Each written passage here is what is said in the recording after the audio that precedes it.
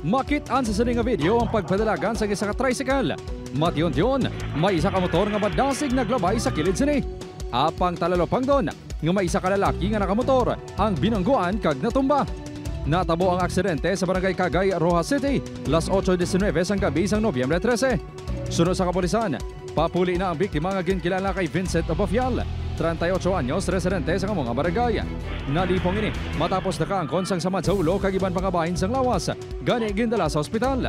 Umagi na sa tunga sang between tricycle kag sa sining biktima na sanggita posible ang manubela sa sining biktima na to sa bangdalan nini ang natumba kag nagsaog sa kalsada. Para yun pa ang backtracking sa kapulisan sa mga CCTV areas sa iban nga lugar agad matumod ang nakabungo nga rider kag ang angkas ni.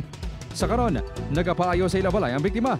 Sunod sa Iloy sini, nagwa sa x-ray nga may bali sa abaga ang anak sini. Mabulanan pa, kag mag-aayo. Gani nagakabala ka ang Iloy sa mga sitwasyon sa iya tato kapo tungod kita bilang construction worker ang ginasaligan sa biktima.